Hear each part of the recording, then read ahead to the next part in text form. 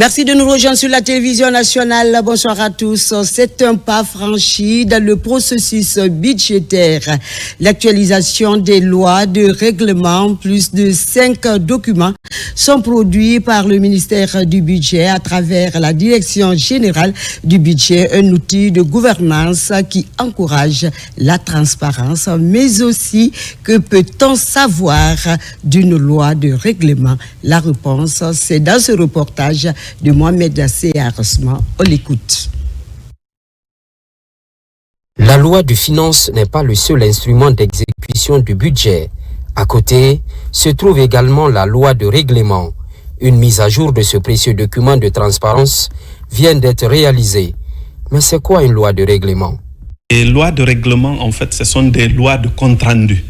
Donc, c'est une fois qu'une loi de finances est exécutée, on fait la loi de règlement qui consiste à dire, OK, sur les dépenses, on vous avait autorisé d'exécuter les dépenses à tel montant, disons 30 000 milliards. Est-ce que vous avez dépassé ça? Est-ce que vous avez exécuté l'intégralité? On vous avait demandé de mobiliser des recettes. Où est-ce que vous en êtes? Si on opère des modifications de la loi de finances en cours d'année, la loi de règlement offre aussi l'opportunité de faire la régularisation de toutes ces modifications. Sa production est annuelle, sauf que cela avait cessé depuis 2018. Avec cette actualisation, une nouvelle page se dessine dans la gouvernance financière. Il offre aussi la possibilité aux différents acteurs de contrôle que sont la Cour des comptes, mais aussi l'Assemblée nationale, donc le CNT pour ce qui nous concerne, de vérifier la conformité de ce que nous avons fait dans l'exécution du budget par rapport à ce que eux avaient autorisé. L'élaboration en fait de ces documents permet aussi d'informer nos populations quant à ce qui a été fait des ressources publiques, mais aussi d'informer des partenaires techniques et financiers. Cette année, ce sont pratiquement 5 lois de règlement rendues disponibles, fruits d'un travail d'équipe. Vous me donnez là l'occasion unique de remercier et féliciter l'ensemble des équipes du ministère du Budget et du ministère de l'Économie et des Finances. Ces cadres ont abattu un travail énorme. Tout a été déposé en bonne et due forme à la Cour des comptes, comme la loi nous l'exige. Fini le retard dans la production de la loi de règlement. Elle sera désormais réalisée après chaque année budgétaire, puis transmise à la Cour des comptes pour certification. Et puis au mois d'août dernier, plus de 200 familles ont été victimes d'une inondation dans la commune de Matoto. Ces sinistrés viennent de bénéficier des vivres et non-vivres, un geste du Lions Club de Guinée à travers une subvention de la fondation du Lions Club international d'une valeur de $10,000. L'accompagnement dans la durée de ces familles est aussi prévu. N'est-ce pas, Abdul Karim Kamara? On t'écoute. Partout où il y a besoin, il y a un lion.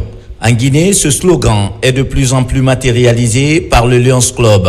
Le district 403 A1 de la région 16 vient de voler au secours des familles sinistrées lors des inondations du mois d'août dernier dans la commune de Matoto. Il faut rappeler que pendant le mois d'août, il pleut beaucoup à Conakry et les canalisations étant pas très bien, donc les populations sont souvent inondées. Et il y a eu même des décès, ce qui nous a énormément touchés. On a acheté des vivres et des non-vivres pour venir vraiment au secours de ces populations démunies qui ont des difficultés aujourd'hui à avoir même de la nourriture parce qu'ils ont tout perdu au fait. En tout, ce sont 200 familles qui bénéficient de ce geste subventionné par la fondation du Lions Club International à hauteur de $10,000 et exécuté par le Lions Club de Guinée. C'est une initiative qui est très bonne pour le pays, surtout pour la population. Donc nous remercions les donneurs et c'est un sentiment de satisfaction pour nous. Vraiment, nous les remercions. Nous les encourageons aussi. Avant de faire don de ses vivres, le Lions Club, par une enquête, s'est d'abord attaché les services de la commune de Matoto et de l'Agence nationale de gestion des urgences et catastrophes humanitaires pour identifier les sinistrés. Le Lions Club, ils sont toujours venus au chevet des gens, des victimes de par le monde. Donc venir dans ma commune aujourd'hui pour tenir cette action de bienfaisance, de don aux victimes des inondations de cette année n'est que une chose qui ne nous surprend pas. Aujourd'hui, suite à ces inondations, certains enfants issus des familles victimes ne partent plus à l'école. Le Lions Club, dans un élan d'accompagnement à long terme, compte trouver des parrains pour que ces enfants reprennent le chemin de l'école. Politique à présent pour promouvoir la démocratie et la paix par la concertation et le dialogue. Une nouvelle structure voit le jour en République de Guinée.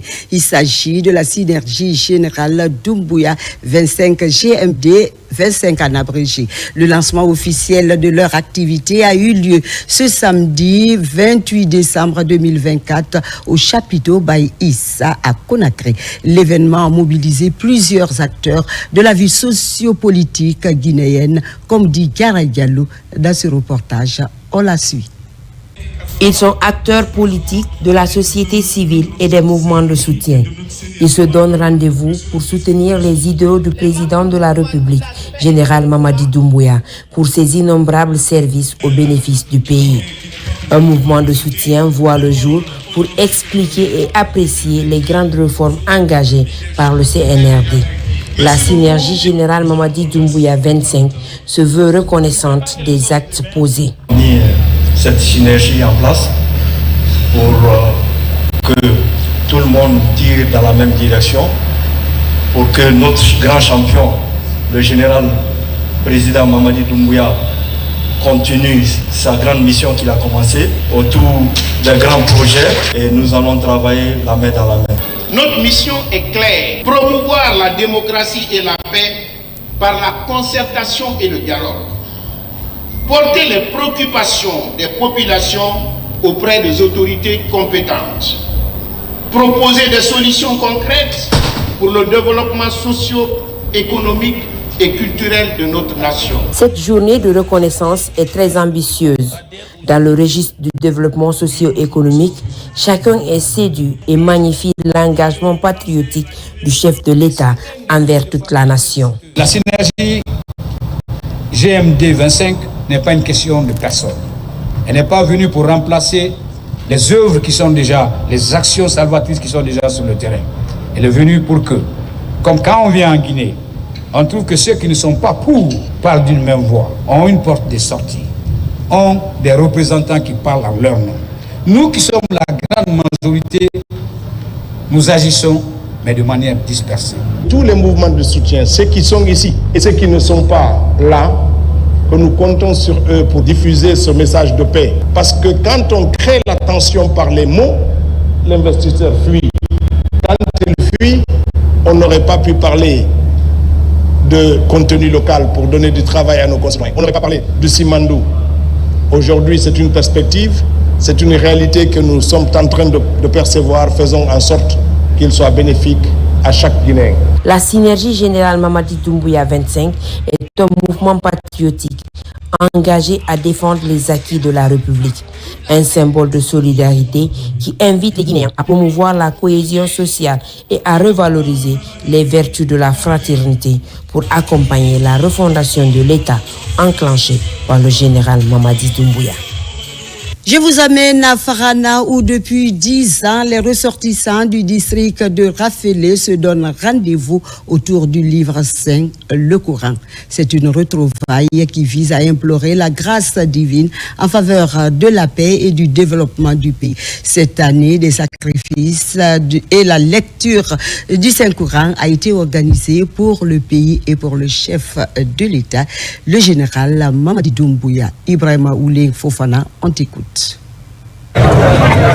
La lecture collective du Saint-Coran dans le district de Arfela, sous-préfecture de Nialia à Farana, une coutume des ressortissants depuis 10 ans.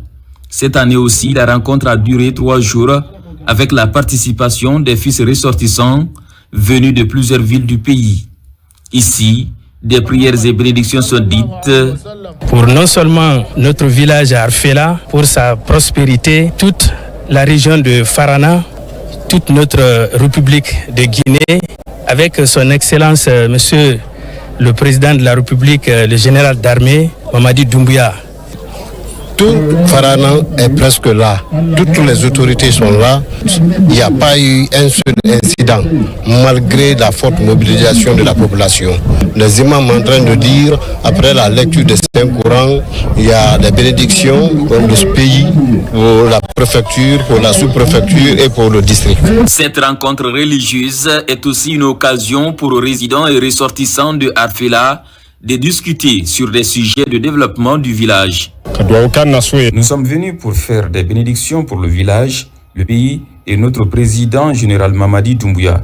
Que Dieu lui donne la force, qu'il nous vienne en aide dans nos souffrances, notamment le manque de machines agricoles. Nous demandons à nos autorités de nous aider. Récemment, notre pont s'est effondré et cela a fait que nos produits agricoles sont partis dans l'eau. Nous sommes en manque de forage ici. Nos enfants sont à l'école et il n'y a pas d'enseignants. Durant ces 3 jours de lecture du livre saint, des prières et bénédictions ont été dites en faveur d'une transition réussie en Guinée. Les uns et les autres sont également invités au renforcement du vivre ensemble.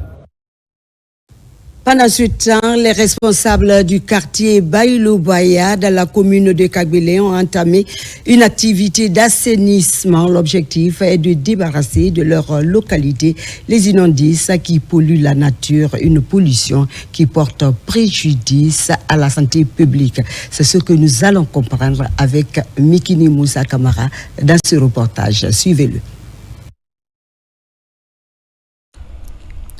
Une opération d'épervier est lancée à Baïlobaya contre les ordures. Elle est menée par les responsables de ce quartier de la commune de Kagbélé pour débarrasser de leur localité de ces immondices. Puis avec notre cher président, le général du corps d'armée, le chef suprême, le général Mamadi Doumbouya, qui veut que la Guinée soit le pays le plus propre de l'Afrique.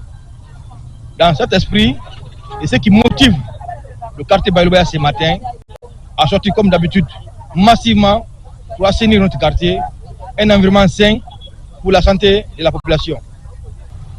Donc je voudrais attirer l'attention de toute la République de Guinée et plus particulièrement notre commune urbaine de Kagbélé.